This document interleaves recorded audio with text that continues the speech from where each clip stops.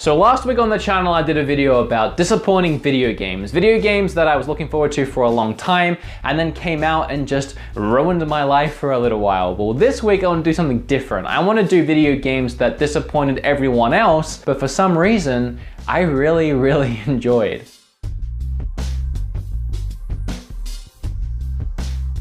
Now, some of these might confuse some of you and make you question me as a gamer, but let me get through explaining them as best I can. The first one on this list is going to be Star Fox Adventures. I have to say the only reason I think this game was hated on so much was because it wasn't a Star Fox game, and it wasn't. It flat out wasn't. It was almost like we were lied to by this game. But it was a really great game, and I feel like if they had just taken out anything Star Fox and just made it its own thing like it initially was gonna be, it would be a really fun game that people would enjoy. I like the fact that it's Star Fox. It gives me a little bit of a added attachment to the characters because I feel like I already have a history with them and now I'm playing them in this whole different genre of game. I get that it's not a Star Fox game, but this game was never going to be a Star Fox game. So I wasn't really ever too upset or disappointed by it. I thought it was really fun, and despite whether or not it's branded as Star Fox, I feel like I would enjoy this game, and I do enjoy this game, and honestly every now and then I go back and play it again. Maybe it's just nostalgia, maybe it's blinding me, but I really like this game. So last week I talked about how disappointed I was in Devil May Cry 2. Well, something that really blew me away is that people were really disappointed by DMC. I know my friend Alpha doesn't like this game, which is fine, and it's very different. And people are, again, just like last week, allowed to not like games that others like. But for me, I thought this was an awesome job at bringing the game into 2014, 2015, whenever the game came out. It was a really great reimagining. It was a reboot, essentially. And again, like I tried talking about last week, anytime a team comes on and takes over a franchise, they're gonna wanna do it their way. I really liked the Dante they built. I loved the story. I was really engrossed in the story, actually. But beyond all of that, beyond the cosmetic look of it, the gameplay was off the wall insane. Something that I loved about the old Devil May Cry's was chaining together combos, chaining together your flips, your sword moves, your throwing shit, your stabbing shit, your shooting shit, putting it all together in stylish combos, and it was honestly just a really super fun game that I think did Devil May Cry credit, personally, but I know so many people that were upset by it, and the biggest thing they were upset by was the fact they didn't have blonde hair. But I mean, he did eventually. It was sort of the story of how he became him, and a part of him is his white hair, and it was the story of how he got that white hair. And they made a joke about it at the start of the game. People were pissed off about it, but I thought it was hilarious. I don't know. I thought it was a really good job, personally. Here's one that's gonna really confuse a lot of you, and honestly, it still confuses me. It honestly does to this day. And maybe it was just my situation at the time. I had just got set up in a new house. I had this nice, awesome couch, this nice new TV, this nice new surround system. I was just loving playing games at this time. And one of the first games that had just come out and I was excited to play was Walking Dead Survival Instinct. And I'm a huge Walking Dead fan, read all the comics, watched the show, played the other games, so I wanted to at least try this. Hey, it had Norman Reedus, it had his brother guy. What could go wrong? The game isn't great by any means. The game is disappointing, but I enjoyed it. It became really repetitive nearly halfway through the game, and I actually didn't end up finishing it. But I invested like 6 hours into the game, I think, and I enjoyed everything that I played up until that point. Comparing it to Telltale's Walking Dead, it's piece of shit, it's terrible. But on its own right, it's fun for a little while. The gameplay isn't terrible. I really enjoyed getting Daryl's crossbow, shooting zombies in the face, walking up to them and pulling out my bolts, sticking them back in and shooting them again, or even just pumping their stomach full of bolts, walking up and pulling them all out and then shooting them again. I don't know. There was something fun in that. There was something fun in the creepiness of it. It wasn't terrible, it just wasn't good. But for some reason, I enjoyed it, and I enjoyed the time I played with it, and judge me appropriately. You can seriously judge me, it's appropriate.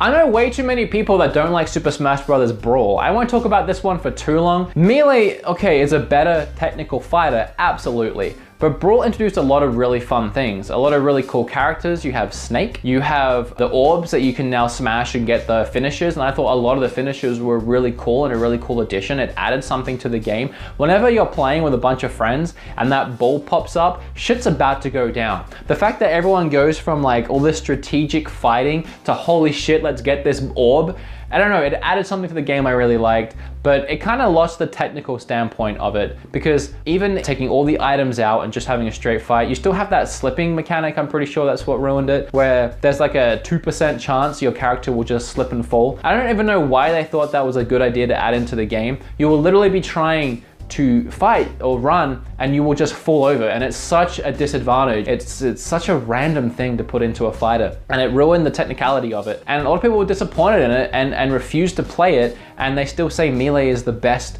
version of the game because of that. But that one and even the new one, I think are both really fun games, and I am not disappointed in them in the slightest. But then again, I don't go to competitions and try and compete, and I don't consider myself the best player, so maybe that's why people were disappointed. But hey, I like Smash Brothers Brawl, Melee, the first one, and Wii U. It could just be because I don't get offended by Zelda almost ever. That's a lie. I hate Spirit Tracks. That's a disappointing game right there, Spirit Tracks and Phantom Hourglass. Sorry, don't hate me for that. I loved Skyward Sword. I don't know what everyone hated so bad about it. I get that it reused levels halfway through the game, but it did change them, and it felt like you were doing something very different in those worlds. There were still beautiful worlds. There were still fun places to visit. I wasn't burnt out on those. I wasn't there long enough to get burnt out. Yeah, you had to beat that same thing a few times, but there was a point to that. There was a story to that. There was repetition intentionally in that, but it changed each time to the point where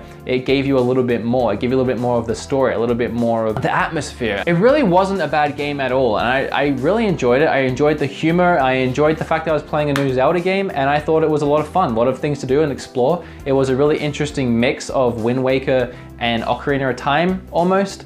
And I honestly feel like it was a great addition to Zelda titles. Is it the strongest title? No. Is it way better than most games on the Wii? Way better than most games that come out in general these days? Yes. So I never really understood the huge backlash on it, other than the fact that it wasn't as strong as other titles. But you can let me know down below why you hated it. I just don't think it's that bad. This is an interesting one. It's kind of a small one, not many people have played, but Gone Home got a lot of hate, and I thought it was a really fun game that I recommend you trying if you haven't already. I played that game not knowing what to expect, and I was scared the entire game, and I'm a little bitch, and I've made that very clear on my channel a few times, and I get scared easily, but I was on edge the whole game. It's probably more appropriate. I was on edge, I was tensed up, and I was worried about what was going to happen, but the game never ever gave me a reason to feel that way. It never tried to make me feel like I should be scared. I never did or said or implied anything to make me feel that way. And yet I played the entire game that way, and then I got to the end and I realized this wave of relief that that wasn't a scary game. It wasn't designed to be that way. I think you're supposed to feel that way from like they wanted that to happen, but they did it in a way where they didn't have to try to make you feel that way. You just made yourself feel that way. And it was really clever, and the story that it told as I was going throughout the game and the picture that it put together, it was fun. I loved the story. I thought it was really clever, and the fact that I was made to feel scared with nothing to be scared of was something that I'd never experienced before. Fable 3. People were disappointed in Fable 2 because it took Fable 1 such a great game, and Fable 2 sort of dulled it down, took out a lot of the customization, took out a lot of the things you used to be able to do as far as like armor and abilities, and sort of like simplified it. But it was fun, and it was a lot of, you could explore a lot. This is 2. But Fable 2 was fun. It was really fun. There was so much exploring to redo, so much story. There was such a rich land, and the gameplay was super fun. I played that for hours and hours and hours, and the third one dumbed it down a little bit again. The only thing that was really disappointing was the ending sucked. The way they wrapped that game up, that's not how you finish a game, people. That is not how games work. The ending ruined the entire game for me. It's not like the last hour, but the way that it plays out sucks.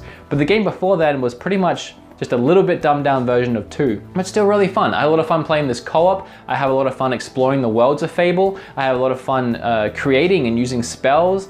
And I don't know, it's almost like a Zelda, but with more technical RPG elements to it, but at the same time, it's just like a Microsoft Zelda a little bit. I don't know, I really liked it. I had no issue with it until right at the end, but everyone seems to just flat out hate it. I don't, I think it's good. Brutal Legend is a really great game. Really great game. with a lot of like celebrity voices like Jack Black and Tim Curry. Tim Curry does a great job, so does Jack Black. Ozzy Osbourne, a lot of great rock and roll references. The world they built was so unique and interesting. The gameplay was really fun. It's a really fun beat 'em up type game, a lot of customization, a lot of really great jokes, like the humor and the self-referencing humor and breaking the fourth wall, or even just the jokes they tell, the humor in that game in general was funny and great. It's Jack Black. It's Jack Black humor. It's great. And the story and the world they built was really fun. The only thing that was disappointing about that game is right near the end, it shifted and became like an RTS, which again was fun, but you sort of got used to something and then they tried to change it on you, and that was really confusing and kind of made the ending a little disappointing. But overall,